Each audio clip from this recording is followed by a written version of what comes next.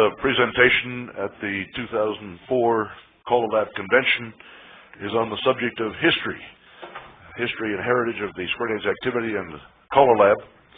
And I am the moderator of this session. My name is Jim Mayo, and I am very pleased to be in the company of my panelist associates. On my left, Jon Jones. I don't think he needs an introduction. Everybody knows Jon Jones. And on my right, the originator of the whole square dance activity, the one among us who's been here from the very beginning, Egender. And we've sort of divided up the history of the world into three segments. And Herb's going to start from the very beginning and bring us up to just beyond the point where traditional square dancing and modern square dancing started to show some signs of separation. And without further ado, let me introduce to you a gentleman who has unique experience to share with us, Egender.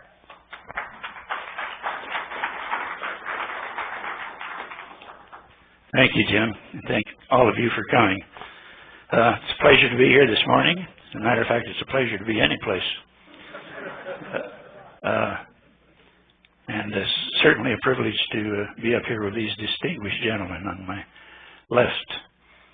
I'm going to talk to you this morning primarily about Dr. Lloyd Shaw, Dr. Lloyd Pappy Shaw. He was known as Pappy because of his father figure of the students in his school, and also because he was a father figure to thousands of square dancers. He was often referred to as the father of modern American square dancing.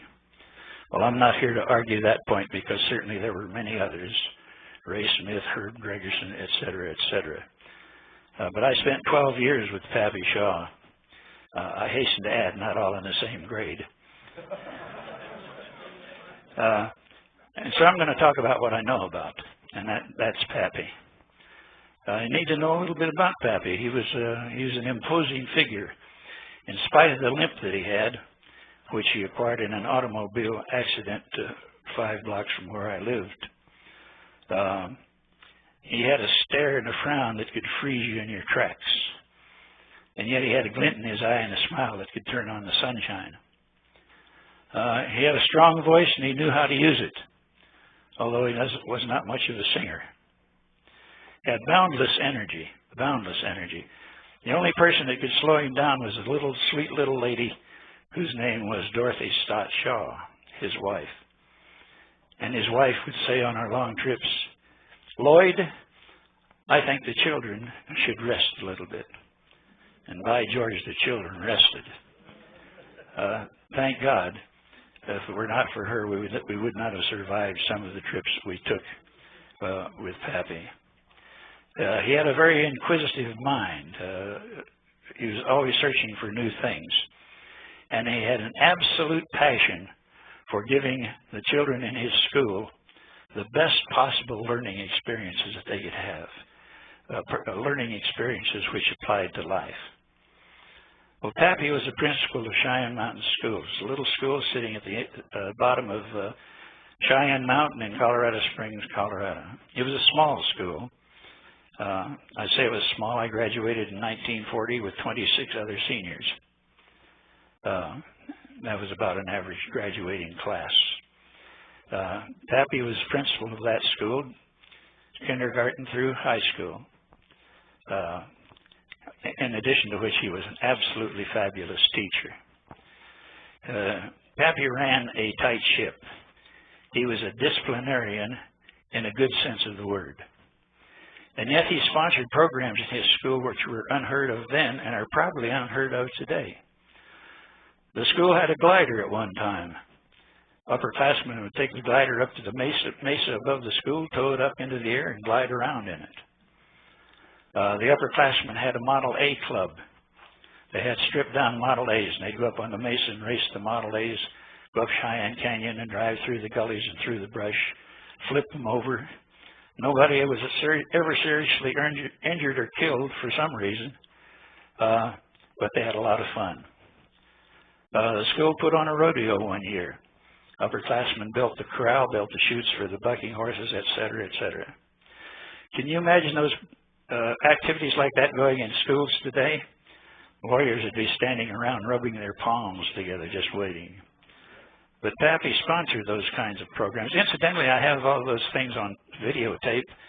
The videotape is taken from a film which was shot with the 1930-something's camera. So it's kind of fun to watch in some places. Sometime we may have time to do that. Pappy, as I say, he was always looking for new things to do for his school. In about the mid-1930s, he felt that the kids in the school needed a new activity. School was too small for a football team. Had a pretty good basketball team and a track team. But Pappy wanted something that all the kids could do that was enjoyable, fun to do, and good exercise, and he introduced dancing. Not only square dancing, but all kinds of dancing into the school. Of course, square dancing took the lead. After all, Pappy was a student of Western history. He taught Western history in the school, and he was a fabulous teacher. He had traveled throughout the West, and he had met many callers and old-time fiddlers and so forth, and he had made records of what they were doing. And so square dancing became a part of the school life. There was square dancing in the gymnasium during the lunch break. There was square dancing at all the various parties. Some of the parents of the students in the school had a square dance group which Pappy taught and called for. That activity grew to the point where the school developed an exhibition team of square dancers. That team was just like any other team. You competed to get on the team, and once you were on the team, you had to maintain certain standards. Pappy's standards, which were not easy, I'll tell you. Two great things happened in 1939 that really affected square dancing. First of all, Pappy wrote a book, Cowboy Dances. This book contained diagrams of squares, told you how to dance them, told you what the calls of the dances were, and even had some of the music for the calls. First time anything like that happened. Maybe the last time, I don't know. It's not a rare book.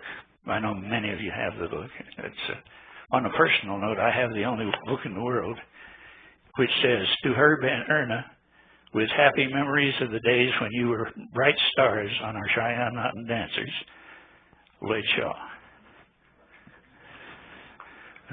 I guard that pretty carefully. Of course, there was square dancing before this. It was primarily rural, however, most generally known as barn dancing, and widely scattered. The publication of Cowboy Dances was like pouring gasoline on hot embers. There was an explosion. The other thing that happened in 1939 was that the Cheyenne School dancers were invited to the National Folk Festival in Washington, D.C. That was quite an honor for that small school. Of course, the invitation was accepted. We piled into the school bus with Don Barney, the school custodian, as driver, Teach Johnson, study hall teacher's piano player, Pappy Shaw, and Dorothy Shaw. We took off across the country in a trip of over 5,000 miles. Of course, as we traveled, we stopped at every place that had any historical or educational significance. The stories of how Pappy got us into some of those places, even though they were closed, are interesting, but we don't have time to tell them. We stopped at the colleges and the university and similar institutions as we went across the country. I think our first stop was Kansas State University. And we exhibited and we taught. Our exhibition was 1 hour long. We did 30 minutes of New England quadrilles and so forth. We did 30 minutes of European dancing, Danish doll dance, Russian kolomika. We did 30 minutes of Mexican dancing, Rabi Tapatio, Motlin Sheenus, and so forth. And we did 30 minutes of square dancing. The teaching we did was square dance teaching. We did reach Washington, D.C. without too many unseen events. We stayed there in a rundown campground. Again, we don't have time to tell that story. But we appeared in Constitution Hall at the National Folk Festival, and from all reports, our appearance was quite successful. As a matter of fact, I think we were the only team there that was brought back to Constitution Hall for a command performance. From Washington, D.C. on, we went over to the East Coast, New York City. We taught in New York University, I think it was, and danced in there. Can you imagine 2 squares of kids from Colorado dressed in cowboy boots running around New York City? From New York City on up the East Coast, I remember we stopped at Bennington, Vermont Bennington School of the Dance, on into southern Canada, across southern Canada, and then down into the Detroit area in Dearborn. Of course, that was Ford Motor Company there. And obviously that was an educational opportunity, and we toured the Ford Motor Company and found out how they made Fords in those days. We also danced there. Mr. Ford had brought from England, almost kidnapped from England, a dance master to teach a group of his dancers to dance. He also built a beautiful, fabulous dance hall for his dance program there. The dance teacher, of course, was Benjamin Lovett, and the dance hall was Lovett Hall. The 4 dancers danced for us, and they were beautiful. Hoop skirts, frock coats, white gloves. They danced beautifully. They were precise. They were ladies. They were gentlemen. It was wonderful to watch. We danced for them. Well, when we did our cowboy dances, our entry was with a thing called grapevine twist. That involved a lot of hooping and hollering and stamping of your boots on the floor. And we did make that entrance into Lovett Hall, and I thought the 4 dancers were going to collapse. They had never seen such a thing in their lives. Nevertheless, we had a great time dancing for them, they with us. They treated us lovely. Mr. and Mrs. Ford treated us really well, and we took off and headed for home in Colorado. I think we stopped at Chicago University on our way home. A lot of people don't know that Mr. Ford was really a supporter of the dance. As I say, he brought Benjamin Lovett in to teach dance. He built this beautiful hall. There are some wonderful stories about that hall. And he put out a book. It's called Good Morning.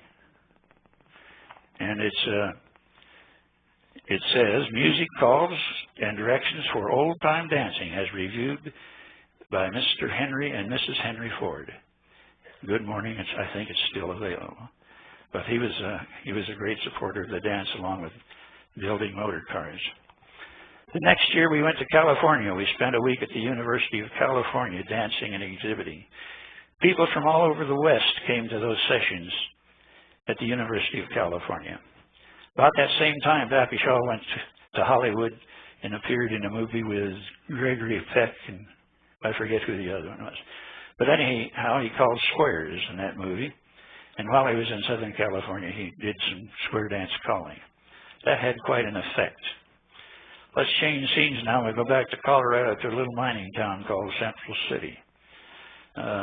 Central City set us up in the mountain above Denver. It was a gold mining town.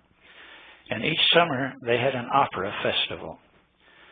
Opera stars, the top opera stars from around the country, came to that little mining town for the opera festival. Of course, with them they brought their audiences. The opera house was old, it was small, but it was built in the days of gold mining, and it was beautiful. Down the street from the opera house was a hotel. It's called the Teller House.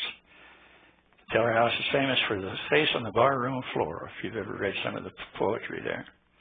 Across from the Teller House was Williams Stables.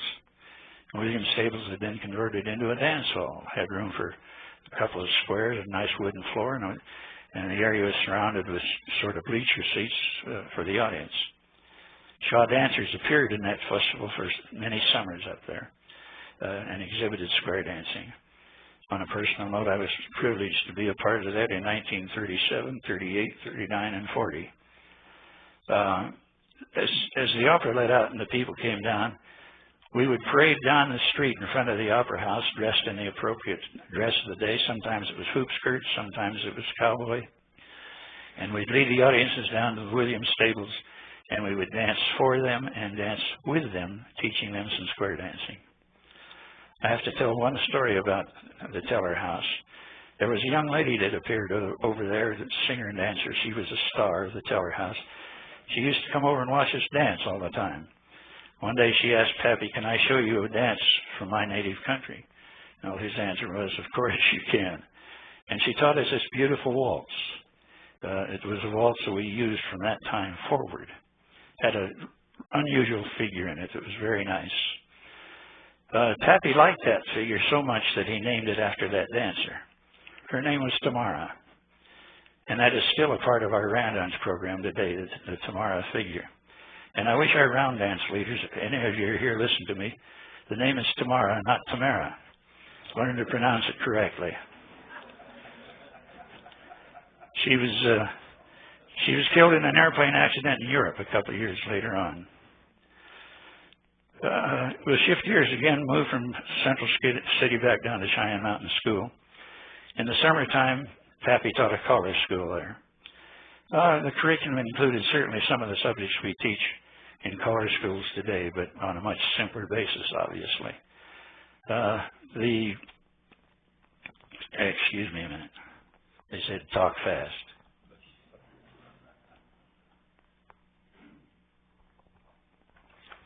Pappy's emphasis was on organization, dealing with people, leadership, love of the activity, that sort of thing. Many prominent callers graduated from that school. I could name several. Probably the most prominent was a gentleman by the name of Bob Osgood. God bless his soul. And as we all know, Bob became a great caller, a wonderful square dance leader, editor of Sets in Order, which was the Bible for many square dance people for a long time. So I guess in summary, I would suggest, in terms of square dancing, that what Pappy did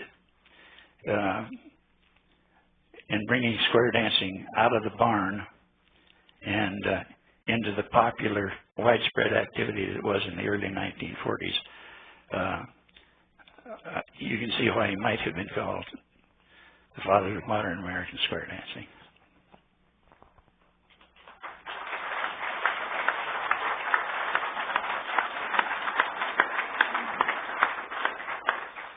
Thank you, Herb.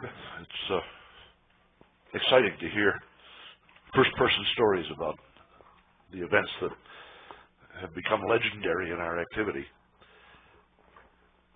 That point in time when Bob Osgood started publishing his book and Herb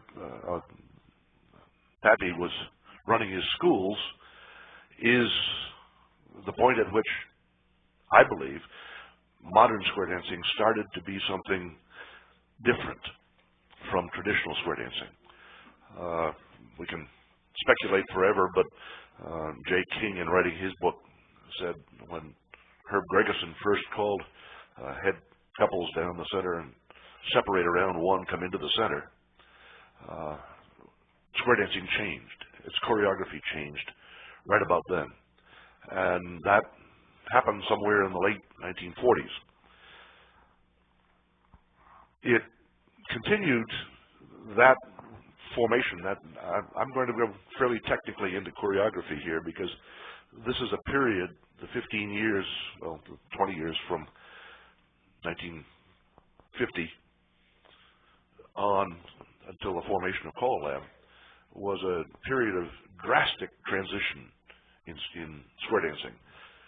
The traditional form, what Henry Ford was writing about and dancing and promoting, stayed pretty much unchanged and has changed very little even to today. It's continuing to be popular, but a little side spur broke off from that with Herb Gregerson's creation of what we call goalpost choreography.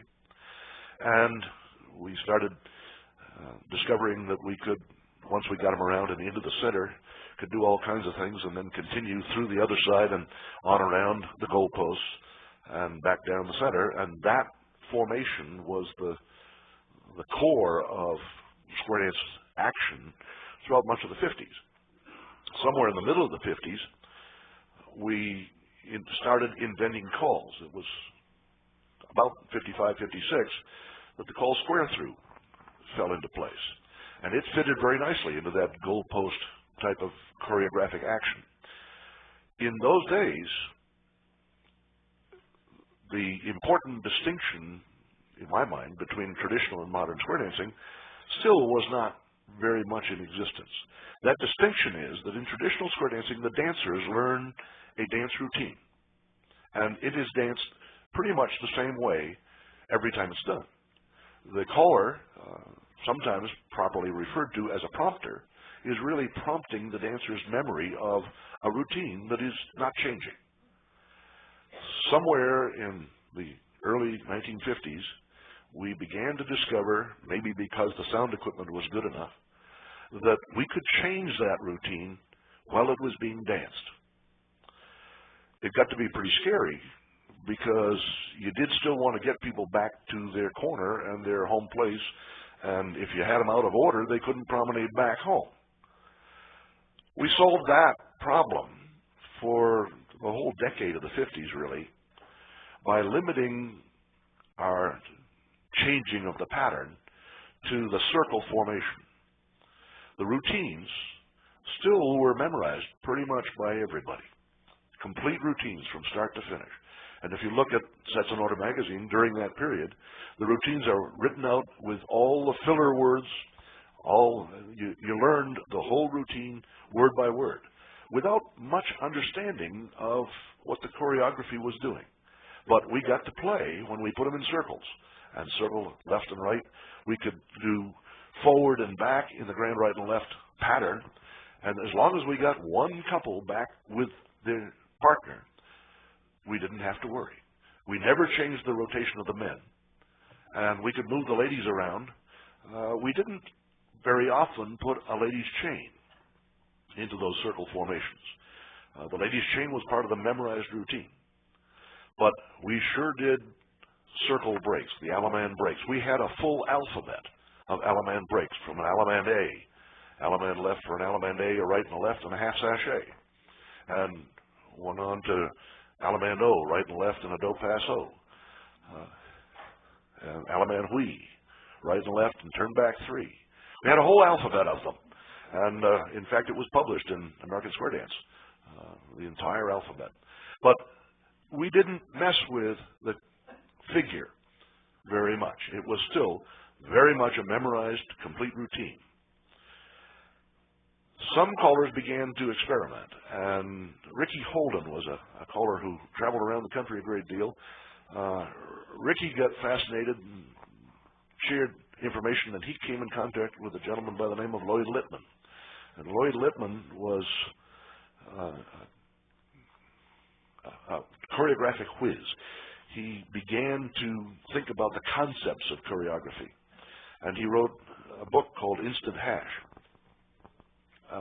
It was the place where the concept of zeros and equivalents came into being, or was written down. They identified the fact that you could not memorize a whole routine, you could memorize one sequence of calls that returned you to the same place you were when you started that sequence. And then you could insert that into your memorized routine. And that began to open up floodgates. It turns out that, to my considerable surprise when I discovered it a few years back, all of the major methods of choreographic management were written down, documented, in the first 5 years of the 1960s. Littman's book, Instant Hash, Les Gotcher wrote a book, Jay King wrote a book, Bob Dawson wrote a book, and sight calling as a term came into being. As an actual filled out method, it took another 10 years before we really understood what sight calling meant, and it was another 10 years after that, well into the 1970s and early 80s, before any substantial number of callers were in fact using sight calling. But the zeros and equivalents opened an interesting opportunity for us, because we could invent a new call, create a zero using it, and then plug it into all the routines that we had already memorized. And that opportunity opened a floodgate that we could not possibly have imagined. Bob Osgood wrote somewhere around 1960 that he was astounded to discover, when he cataloged all the calls he could find, that there were some 800 of them. Burleson, when he came out with the first encyclopedia in the late 70s, no, late 60s, I think, had 2,000 calls, 2,500 calls. And 4 years later, it was 4,000. The acceleration happened in large part because they were so easy to use. The caller could just read the call, figure out how it worked, add whatever it took to get you back to the place where you started it, and then it plugged into our standard formation. In 1957, I think it was, the chicken plucker pattern was created. It was written, as everything was then, as a full dance. And the full dance was the chicken plucker pattern that we know so well. We got into the starting position, first of all, by having a head couples roll away, box the mat, and face the sides, because square through had not yet come into full use. But once you discovered the square through put you in the starting position for chicken plucker, it became 80% of our dance choreography and remains that today. But the increase in our vocabulary was a major issue throughout the 1960s. It turned out to be a wonderful way to answer every caller's major worry, and that was how to keep the dancers from being bored. The other problem we had to cope with was how to call without boring, so that both new dancers and experienced dancers could dance together. And the new call provided that opportunity, because we could teach the new call, which the new experienced dancers had not yet seen.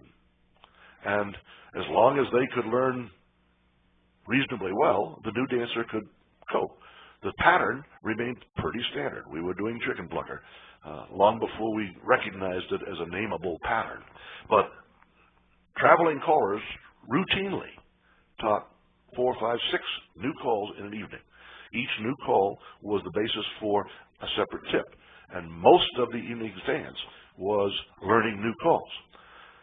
The experienced dancers got very concerned because they kept on wanting to know the calls the caller was going to use. They never did figure out that they didn't have a chance. I remember well Les Gotcher at a dance ripping open an envelope saying, "Just got this from a friend George down in Texas.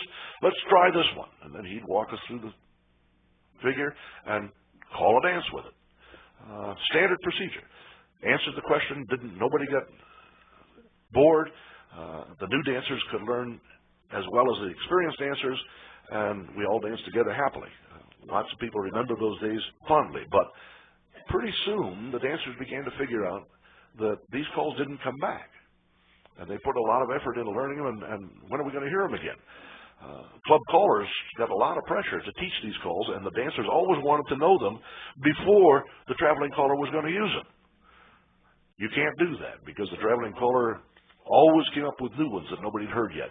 I, with my own club, had a standard procedure on Monday night at the club dance, the club workshop we called it, and it was a workshop because its whole purpose was to teach those calls.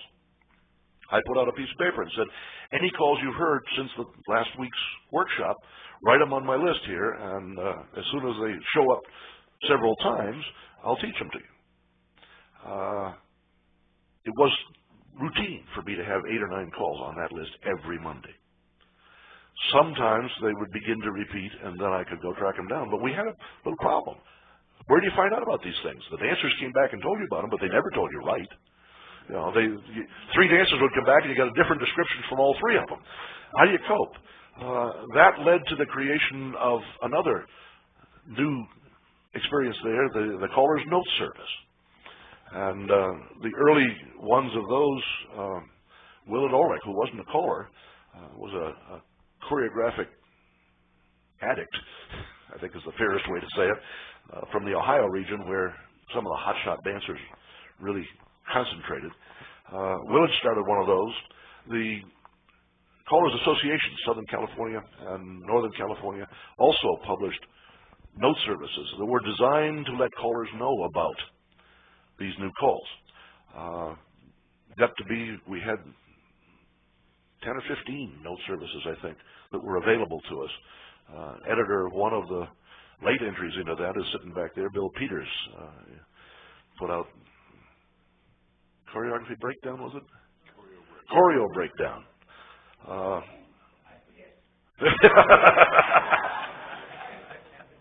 Published it for many years, but it was very important. Some of you were here when Al Brundage presented the Milestone Award to, it's tough to get old, to a gentleman here who was honored by CALLERLAB. He turned out to have been party to one of the earliest forms of that note service, started by a group, started maybe by Pappy. It was a tape, first a letter that they circulated among a group of a dozen callers, and each one added local information, new call information, and they sent it on to the next one, and they had 2 weeks to read, add their comments, and send it on.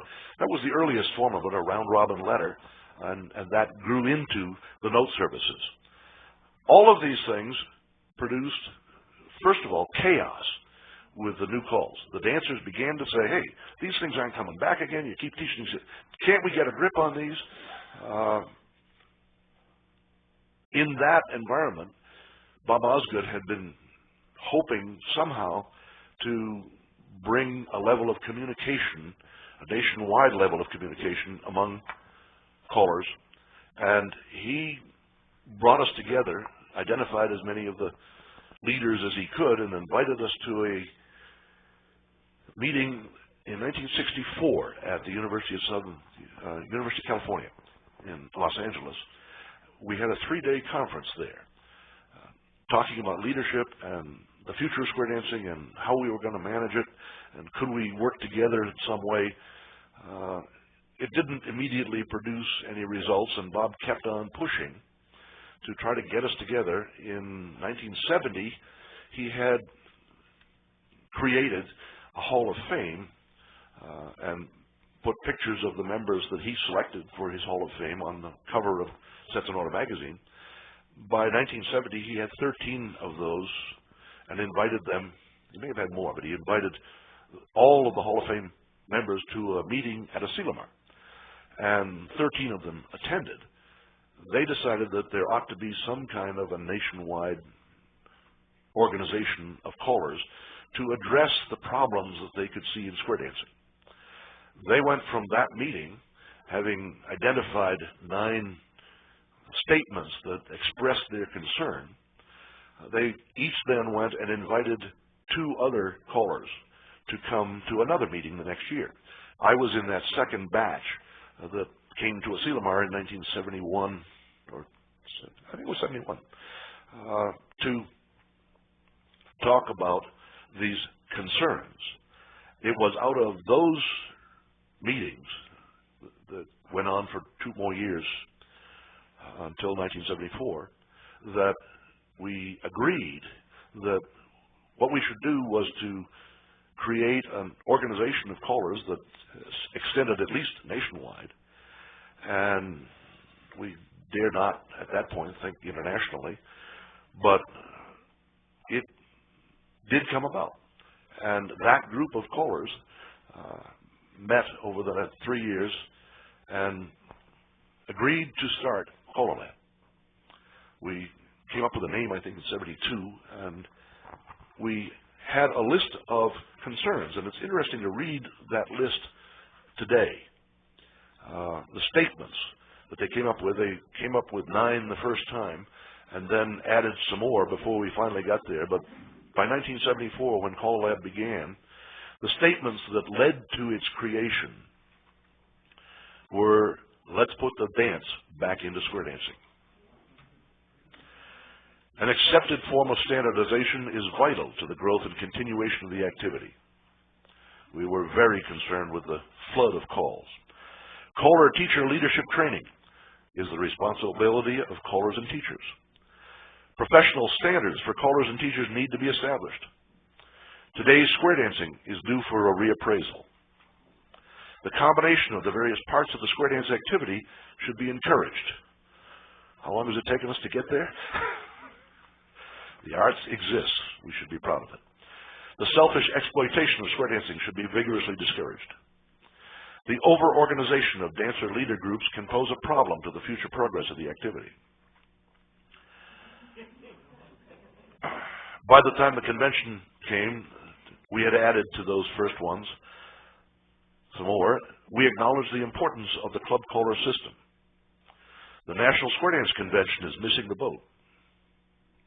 What can CALLERLAB do to be of help to caller leaders in the future? We have a need for better communications, the need for experimental movements clearinghouse, and a need to study the subject of fees for callers. We also need a means of accrediting callers. Those were the concerns that led to CALLERLAB. People have often said that the creation of the levels of square dancing was a mistake, that CALLERLAB shouldn't have done that. We forget that those levels were already in place before CALLERLAB's first meeting. Bob Osgood had tried in 1969 and 70. He put together a committee to establish what turned out to be the 50 basic list, and it helped a lot. It did identify what was being taught in class. But it didn't stem the flood of new calls at all. The New England Area Dancers Association sent with me to the first CALLERLAB convention a petition signed by 4,000 dancers asking us to somehow get a grip on this flood of new calls and to establish a standard list that could be taught to everybody, because every class taught a different list of calls in those days. There was also an article that I have copied in my book that identified the dance levels that were in existence at that time. And it almost exactly parallels what we eventually came up with. But that article was written in 1975. Against that background, we gathered in St. Louis, and John's going to tell you what happened next.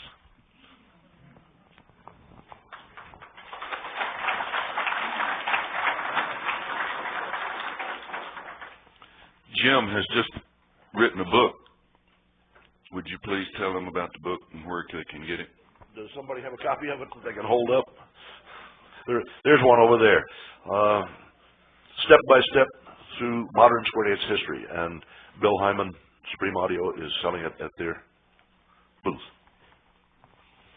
I haven't read it yet, but I've heard you quoted me in that book. Several times. Several times. Oh, gee.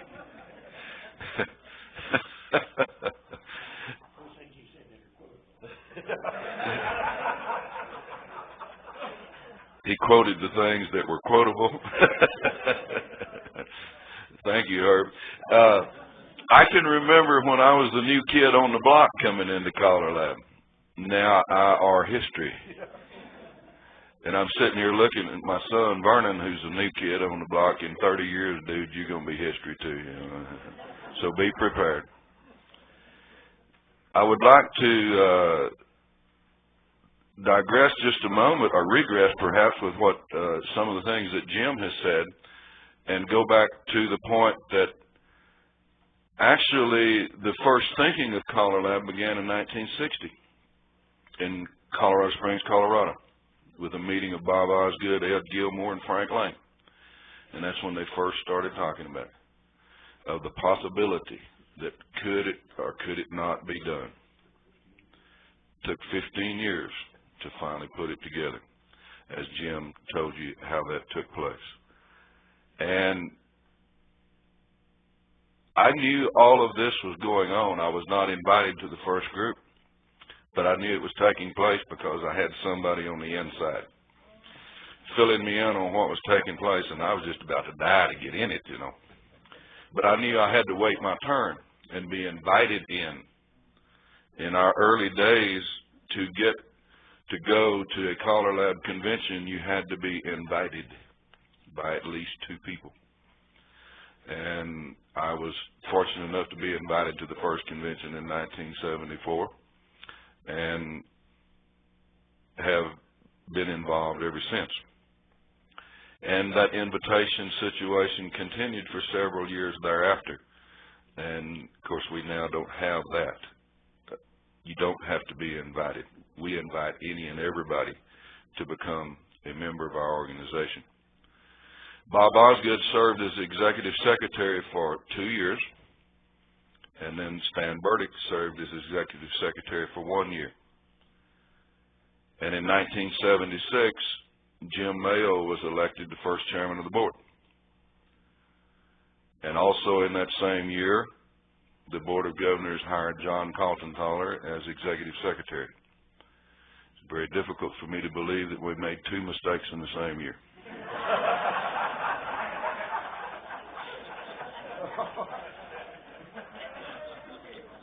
From a group of men that we thought were so intelligent. Just kidding. Don't quote me in the book, please. The power of the pen, right. And as Jim pointed out, those 15 items that were on the list to look at, 3 of those major things that we were talking about, to cull them down, was to slow down the number of new calls coming into the activity and to establish a mainstream program.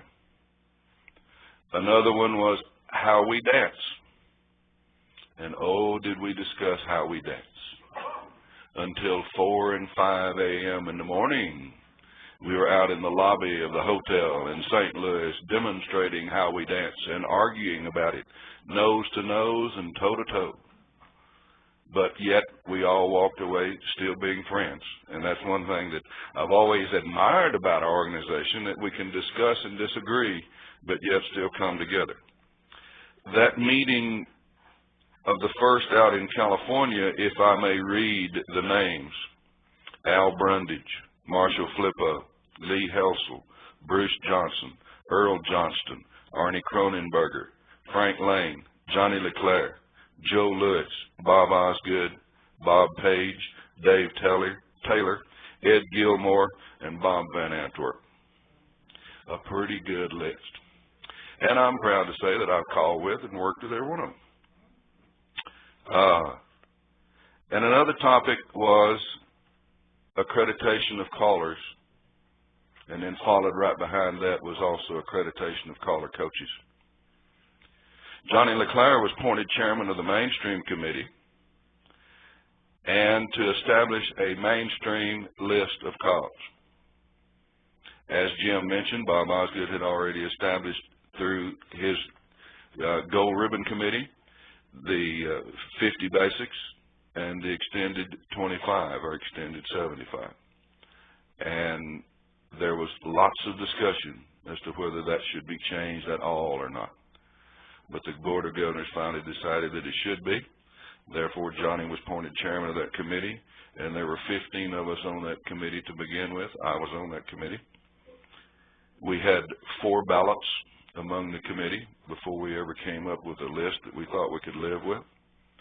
Then from that a basic list of 68, which we started with, out of the numbers of people on the committee, the recommended teach time for those 68 basics ranged anywhere from 10 weeks to 80. We finally settled on 40 weeks of 2 hours each, and that was in 1976 when we adopted the mainstream basic list on a 1-year trial basis. Then in 1977, it was adopted on a permanent basis. In charge of accreditation of callers, and that was to give callers a title. We had nothing. And I recall I was teaching square dancing at the University of Texas at Arlington in a PE course, and in their interview of me, they said, "Don't you have any type of qualification?" And I said, "No, but we're working on it," because I knew that CALLERLAB was thinking about it. But and their comment back to me was, "What, even those who teach diving have a certificate. Those who teach Red Cross have a certificate, but callers didn't have one. So we were encouraging CALLERLAB to hurry up and get us a title. And it was really neat that there at the University of Texas at Arlington, as soon as I got a certificate of accreditation, they accepted me as a teacher in their school, even though I didn't have any paper credentials to qualify myself. And also, with regard to accreditation of caller coaches, Bill Peters was in charge of that, and we pushed the heck out of it in trying to get it done, and the Board of Governors could not decide how to come up with the initial program to begin with. And so after a lengthy discussion, it was finally decided that 3 people on the East Coast would be chosen, 3 people in the central United States, and 3 on the West Coast would be chosen to get themselves accredited as caller coaches in the initial program to begin with. On the East Coast was Jim Mayo, Al Brundage, and Jack Lasry. And on the West Coast was Bill Peters, Bob Van Antwerp, and Lee Helsel. In the central United States was Frank Lane, Cal Golden, and me. And I tell the story that it wasn't easy. In the first examination that we took, there were over 300 questions on the first examination that each of us had to pass. And then after that, we did the oral examination of each other. And I've told the story that Frank Lane and Cal Golden and I spent 3 days in a motel in Mobile, Alabama, examining each other.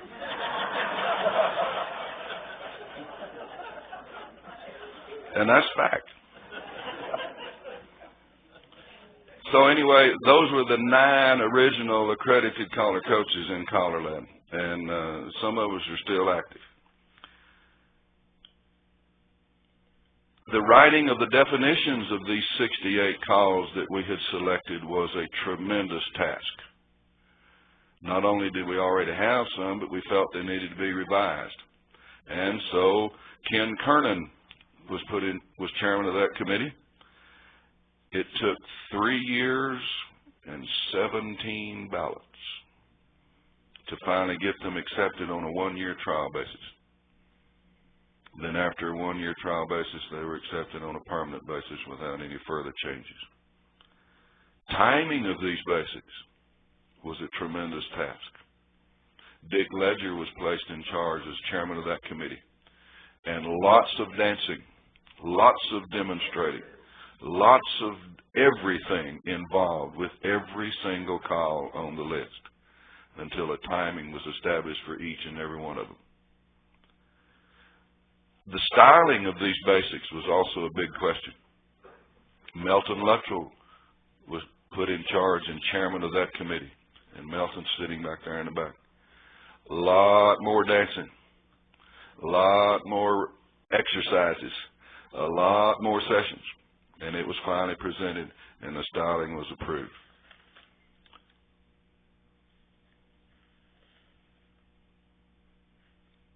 Herb Egender became the first assistant executive secretary of CALLERLAB. I don't recall what year. Do you recall her? Sometime between 1974 and now. I don't recall exactly when.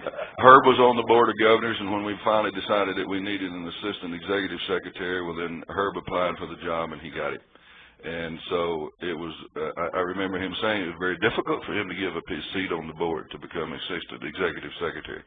But he did and did an excellent job with that. That title was later changed to executive director. And so that is the title that it is today. John Kaltenthaler was the executive director for 15 years. And I remember one situation, Jim Mayo was the first chairman of the board, Jack Lasry was the second chairman, and I was the third. And while I was chairman of the board, John Kay sent out all the information from the office, and it had his signature on it. And in many cases, it was for the Board of Governors or for the Executive Committee or whatever, but anyhow, it had his name on it.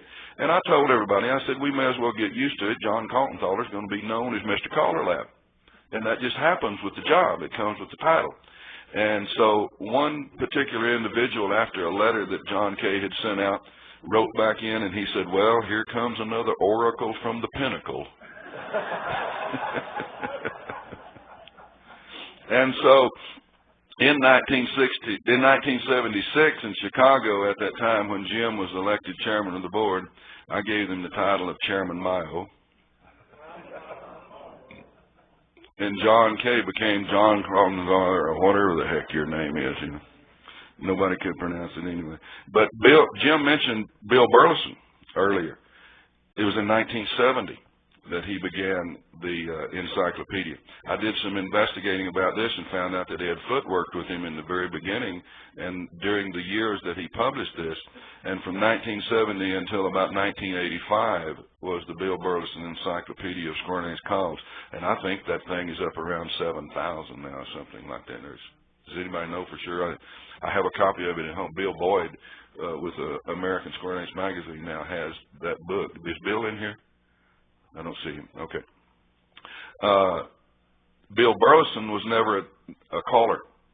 He was just a dancer, but he was enthused about the activity, and so he started that book. But that's just some of the things that have happened in the organization since we began. I'd like to regress just a moment. You mentioned Les Gocher earlier. Les was a hero of mine. In fact, I copied his style of calling. I could call just like him and sound just like him, and still can today. And until my good friend C.O. Guest told me, he said, John, if you would call like yourself instead of Les Gocher, you'd be a whole lot better caller. And so it opened my eyes about that. But Les and I were good friends, and he's written several books, and he published his own magazine for a long time and his own note service, and was very involved. The last two books he published, one of them was Dancing Among the Stars, and he talks about all kinds of things in there, and the movies that he was in. At one time in his early days, for a short period of time, he was a double for Clark Gable, and a lot of people don't know that. But I remember Les telling me in his early traveling days, and Jim mentioned that the calls were named, and every call had a name and a series of names, and the dancers memorized them by names. And we had such things as The Route, and Take a Little Peek, and Three Little Sisters, and Dip and Dive. And Les said in his travels that there would be some halls that he would go into that they would have a bulletin board up on the wall with the names of the calls and the dances and the order that they were to be done in. Not just the calls, the whole thing was up there. And he said at one time he switched and did one in a different number and said, boy, they didn't pay him.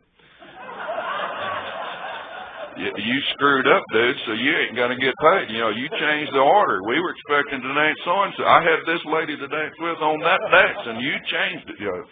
So that's the kind of things that they ran into in the earlier days of traveling.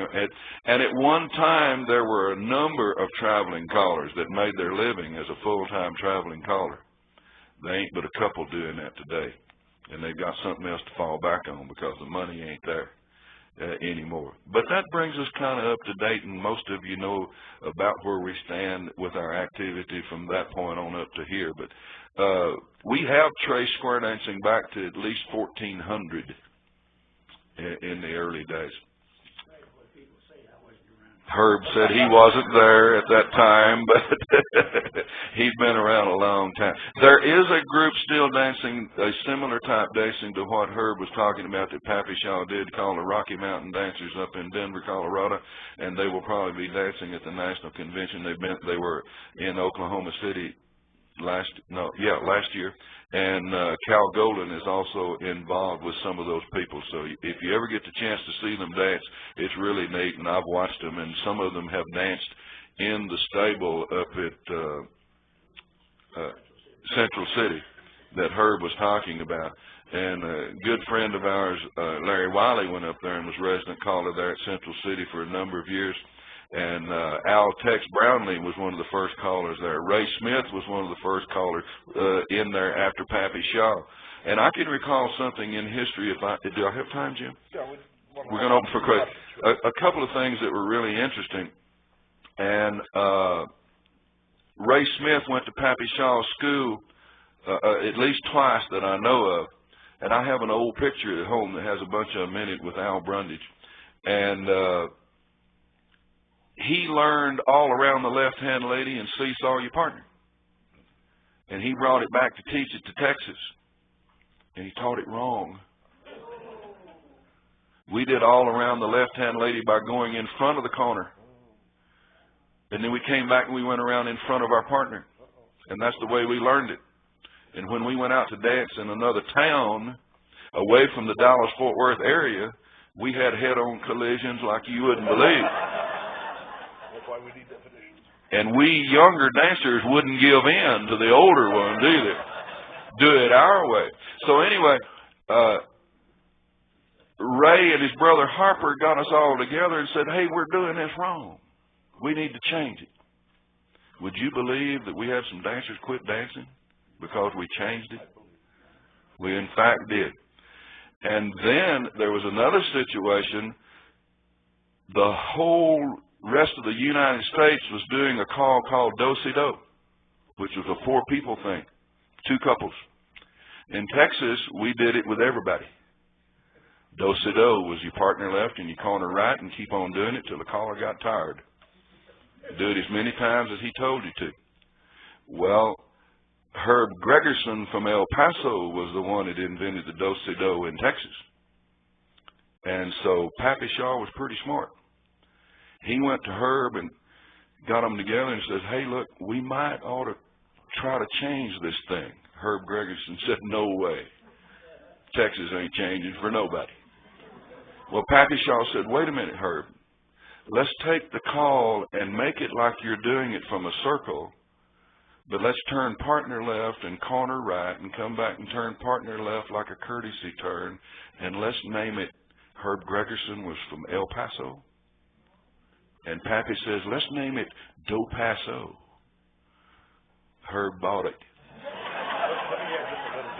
He liked the idea. Then we found out that, and Al Brundage says, wait a minute. On the East Coast, we do it this other way. Jim, add to that. At the 1949 meeting at Pappy's color school, Herb and Al were in this discussion while Pappy was trying to do it. The other issue Pappy was solving was whether or not to take hands on a right and left through. In New England, it was a no-hand action. We passed through and we then turned as a couple, but without contact, without an arm-around courtesy turn. And Pappy wanted to standardize that as a take hands and courtesy turn action. And Al and Herb traded off because Pappy was going to take a vote.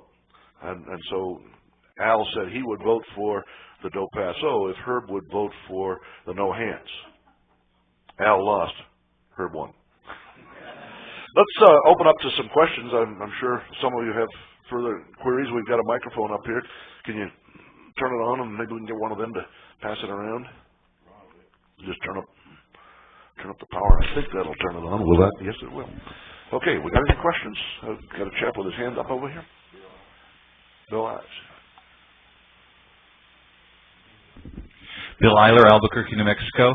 In the 1950 to the 1960 to 70 range, was there club levels like they have today? Were there more advanced groups versus the basic groups coming into the sessions? Yes, there were, but nobody had a way of identifying them. We had all kinds of different terms. We called it hot hash. We called it high level. We called it club level. We had a variety of names. And for a new dancer graduating from a class about to go out to a dance, there was no reliable code. It turns out that it depended on what hall, what club you were dancing with, or what hall you were dancing in, and which caller was calling. Because some callers were dedicated to seeing the whole floor succeed and smooth flow. Other callers were interested in teaching new calls and expected the dancers to be experienced. There was a wide range of dancing, degree of difficulty, if you will, but nobody knew the code. Nobody knew how to break the code except the experienced dancers had learned by going and finding out firsthand. That's one of the reasons that there was a clamor to identify what is mainstream. And the word mainstream came from Jack Lasry. He used it many times in the opening meeting. Do we have any other questions you want to add to that? I wanted, since you mentioned Jack Lazary and the mainstream, then right after the mainstream, I failed to mention that we wanted to come in to CALLERLAB with some experimentals. And so we had the experimental list to start with before we had quarterly selection. And I know Jack Lazary and I were involved in this. You may have been too, Jim. The first two calls that were on the experimental list were Curly Q and Walk and Dodge. And so from that we formed the quarterly selection. My name is Stu Shacklett. I'm from Brandenburg, Kentucky. And there's a question I have that goes back to some of the programming that took place, and Jim made reference to this in his presentation over the weekend. On the tape that Bob McQuillan did on Paid to Eat Ice Cream, also made reference to this. It seems as though the dance groups had certain tips that did certain dances. Like they knew the first tip every night was going to be chorus jig or Petronella or whatever it was.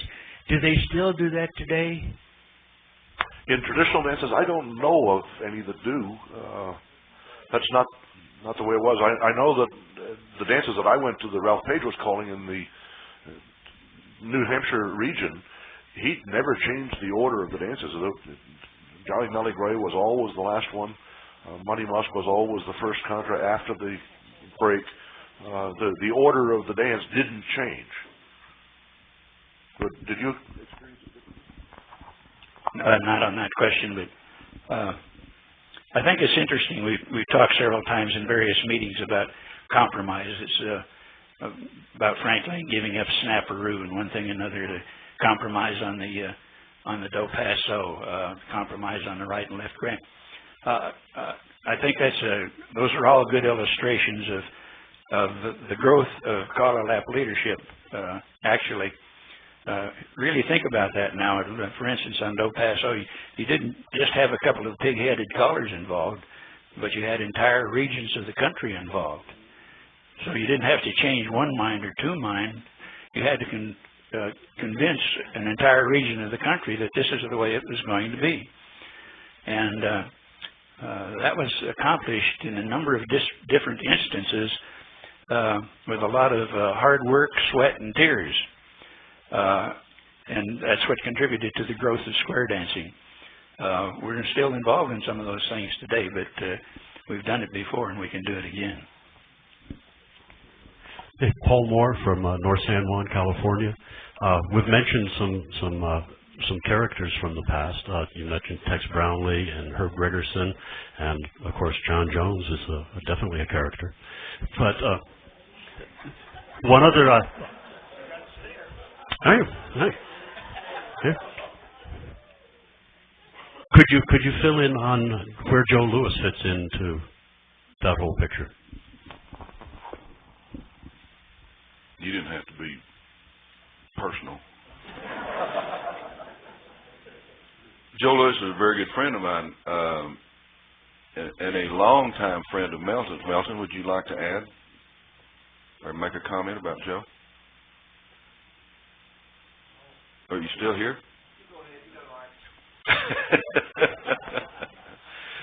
Joe is the caller who put the singing call into square dancing in a big way. Joe is an electronics engineer, and when he got involved in square dancing, he also was a pianist, and he played accordion. So with his electronic engineering mind, he took his accordion and he rebuilt it to where he added a mechanism on the side of it like keyboards are today. He was way ahead of his time in that regard. If you pumped the accordion, it sounded like an accordion, but if you didn't, he had buttons on the side where he had a drum a bass drum in it, he had a snare drum sound, and he had bells and various types of attachments that he had on it. If you didn't pump it, it sounded more like a keyboard does today. And so he carried that with him everywhere he went in his travels, and he was a full-time traveling caller for over 20 years. And he played his own music. and he would do medleys of singing calls of any song that he wanted to do, one right after another. But the advantage that Joe had over all the rest of us, if a square or two or the floor broke down, he could simply mark time until they caught up and then continue with his singing call. He didn't have to follow a record that doesn't stop and wait on us. And so he did that all the time. And the situation with Joe's clubs was that every tip that he did, he may start it with patter and continue right on into a medley of singing calls with no stopping at all. And so their tip was one number. He never quit. And the first time I went over and guest called for his group when he was out of town, and I finished my patter call, and they walked off the floor.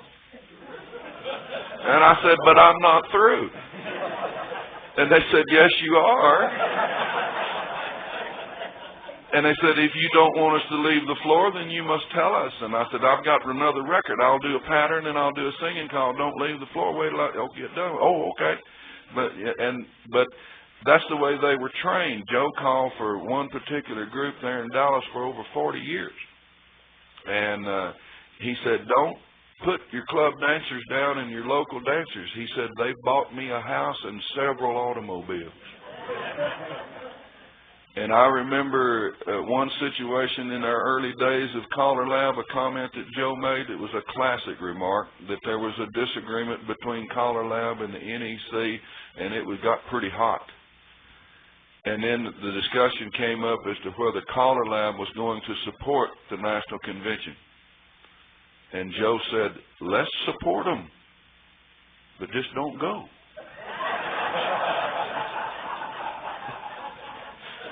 I think in the board meeting we had to take a break after that comment.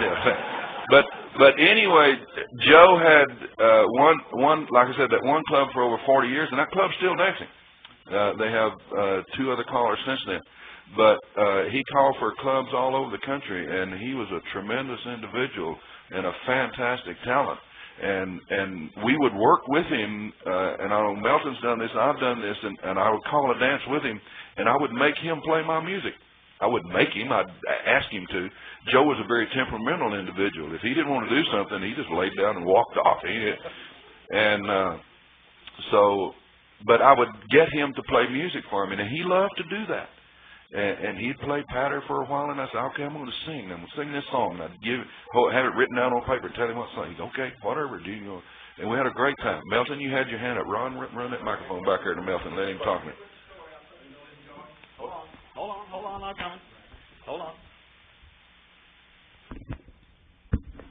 I know we're short on time, so I don't want to monopolize it. I want to tell a quick one or two Joe Lewis stories that I think were classic.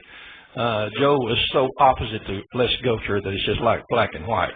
And anyone that knew him knew that, because Joe was just, he thought everybody should dance everything, and hot hash was completely out of the question.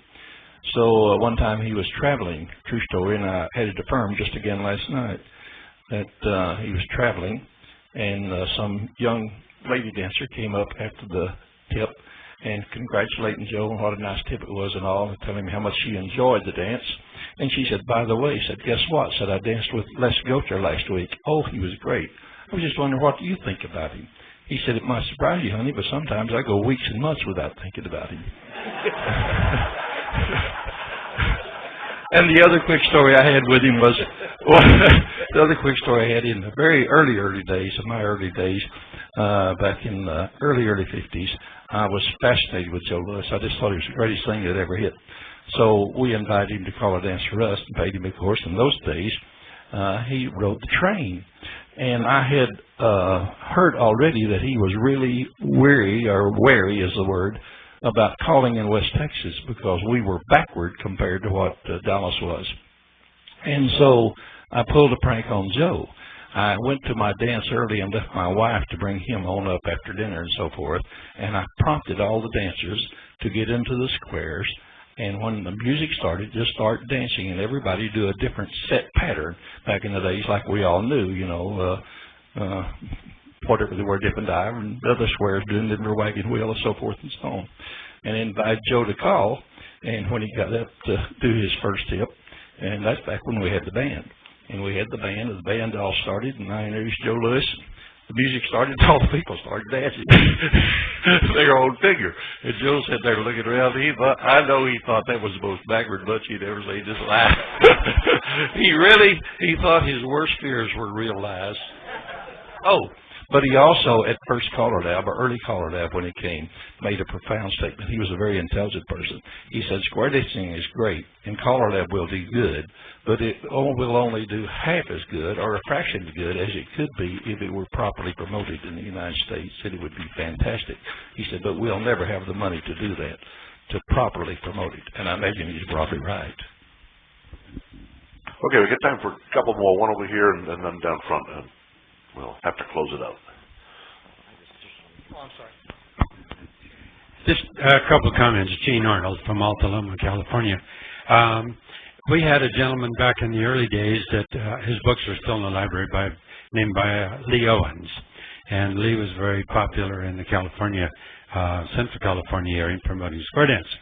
And so we danced with him out there at the barn in Palo Alto, and then moved to Texas in the 40s. And one thing you guys haven't touched on at all is the fact that dancers really enjoyed the singing calls. They memorized them, and they knew what they were going to do before they went to the dance. And so, like you said, it was always ready on the schedule. So we were down there in Austin, and this guy comes to town, and he's calling a dance, and he's going along fine, but he changed the words to the singing call. And I swear, they tarred and feathered him and ran him out of town because he didn't know how to call singing calls, and he didn't even know the words to the song. So that was some of the early things in square dancing in the 30s and 40s. Well, your mic's coming over there. I'll add one quickie to that. We talk about using singing calls for patter, and at a festival down in Florida, Singin' Sam Mitchell was using Hey Lily for patter, and Jack Lasry was riding up the elevator later in the evening, and there were a couple of ladies in the elevator discussing that caller with a red coat on, and one of them said, gee, he can't be much of a caller because he's used Hey Lily 3 times and hasn't used the words right yet. Al Chalk from Hawaii. I just wanted to comment, since Les Gocher's name has been mentioned several times. We visited him a couple of years before he died and spent a whole afternoon with him and his new wife, Sunshine, and he spent 2 hours telling us about his disagreements with Pappy Shaw.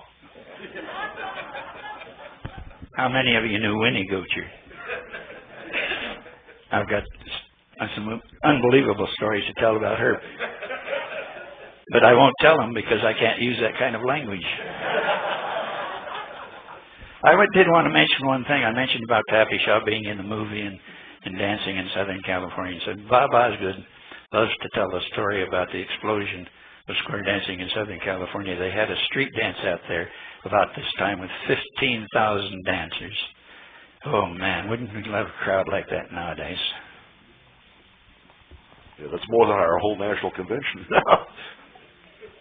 Another person that can be mentioned along that line is Manning Smith, who was down in Texas, and many of you know him and Nita as renowned round dance instructors.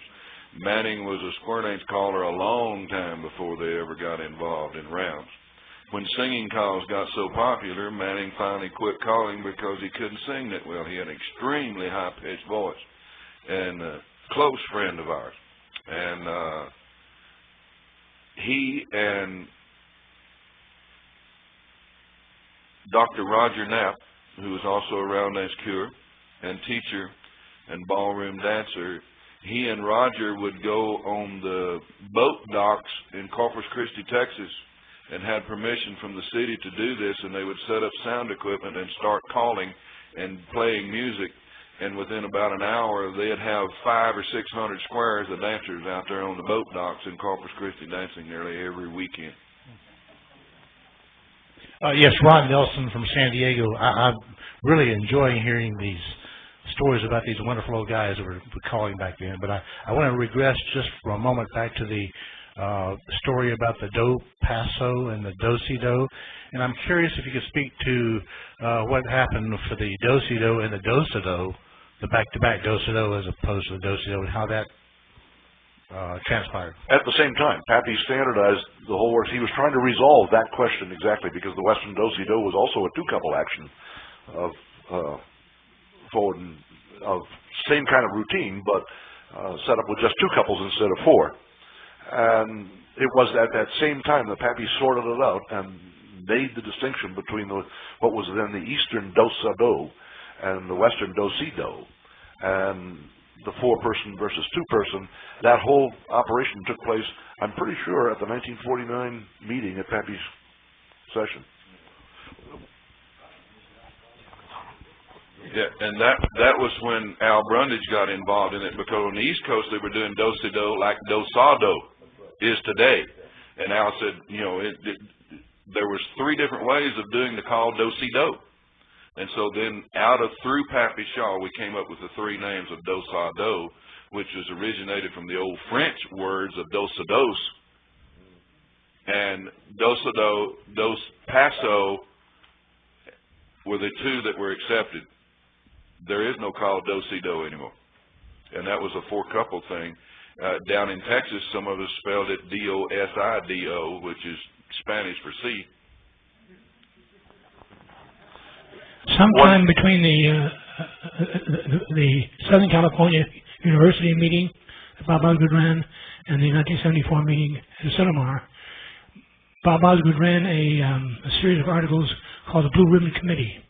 Yes, that's what produced the 50 basic and 75 basic list. That was published in December. It was a Gold Ribbon Committee, I think, and it was published in December of '69 and January of '70.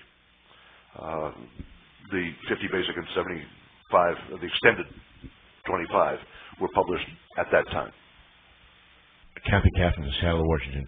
The three of you have passed up one very important person, Ed Gilmore. Yeah. Ed was a contrast to Les Gotcher. Both of them were the premier traveling callers in the late 50s, early 60s, and they had totally different styles. Les had a singing call that he did every now and again, not necessarily at every dance. Mostly, he was the hash master. Ed Gilmore was an advocate of smoothness and dancer success, and they had very contrasting styles, and they tried not to be in the same room at the same time, and accomplished it magnificently.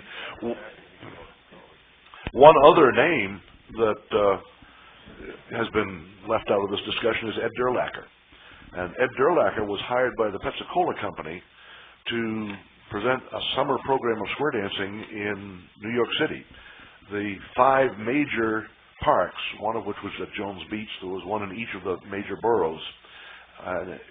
One night each week, he would bring people off the sidewalks to dance, and I watched him do it one night at Jones Beach, starting with a live band. Before the second tip, he had 100 squares in the pavilion, and by the end of the evening, he was calling to 500 squares. Just people off the street, off the sidewalk. He would teach every tip. Masterful teacher. But those were the good old days when you put our product out there and people came.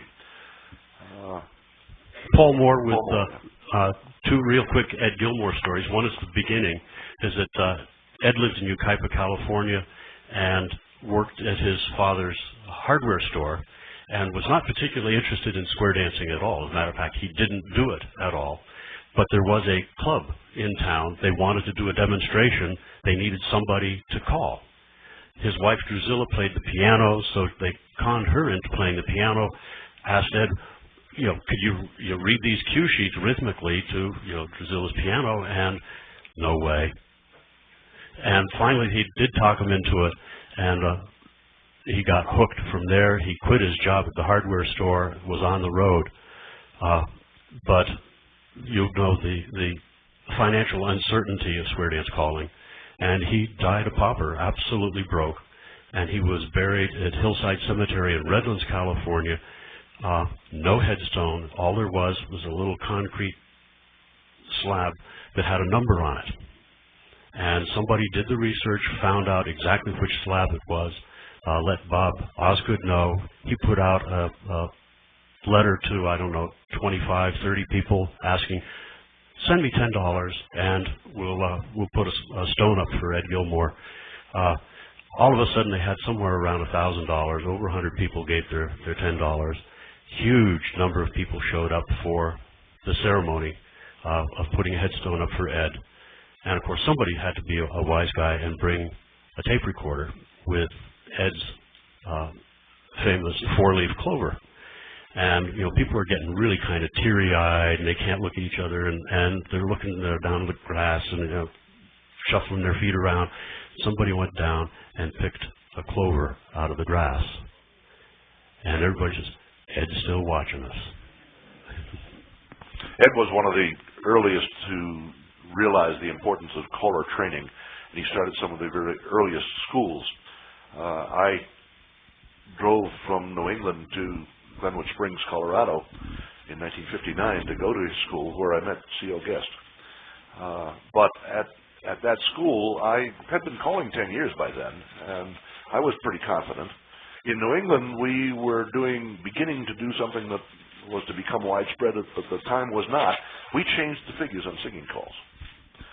And I stood up at this first school. Many of you will understand the panic as you first call for the master at the school. Unfortunately, I was a brash young kid and stupid, and so I used for my opening routine an Ed Gilmore recording, and I changed the figure. You got it. It took many years, but Ed and I were friends for a long time. But it didn't start then. Another story with Ed. He did a clinic for us, and he challenged us at that clinic in the very early days that he was going to do a figure and ask us to see if we could remember what singing call it was supposed to fit with. And he did it with a different piece of music. And that was the beginning of the changing of the figures in singing calls. And he was the one, and he advocated doing that. He was the one that started it. Change the figure if you don't like it. If you like the music, use it. Could be. He didn't want you to do it to his figures, because his were, of course, perfect. Yes, my name is Arleta Van Gilder, and I just had to add one little thing. That when I was 12 years old, I was first introduced to square dancing. And a gentleman, 92 years old, played the violin. His wife played the piano. She was 79. And as he played, he told us how to do the dances he wanted us to do. And one of them was the waltz quadrille. And I don't remember what the first real square dance was. I just remembered how excited I was to get a chance to get in on this at the age I was. He was so complimentary. My mother was able to play chords on the piano, and I had learned to play the violin just enough to play some fairly hot jig type things. And Mr. Wentworth and Mrs. Wentworth went out and did a beautiful dance to it. I forget what it was called now, but it shows that at an early age you can be exposed and you never quite get over it.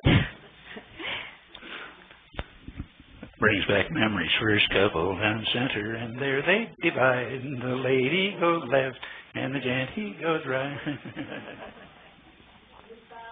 How many? You are old, aren't you? How many of you in this room were under 20 years old when you started square dancing? And we worry about introducing kids to square dancing. Okay, we're coming down the home stretch here. Are you going to? Oh, I was just going to tell another lie. Oh, go ahead. Just another story that happened through my mind. I called my first square dance when I was in the 7th grade, and that was in a school in Mississippi. My mother taught me what to do, and I had no idea what I was doing, but the name of the dance was called Picking Up Pawpaws, Putting Them in Your Pocket. I'll never forget, and I still got the book at home. And one of the dancers in the square that we did that with for the whole school was Miss America of 1959, Mary Ann Mobley. We appreciate the opportunity to sit here and reminisce. It's been as much fun for us as we hope it has been for you, and we thank you all for coming, both to this session and to the CALLERLAB convention. We think CALLERLAB is great for the future, and we hope it'll work.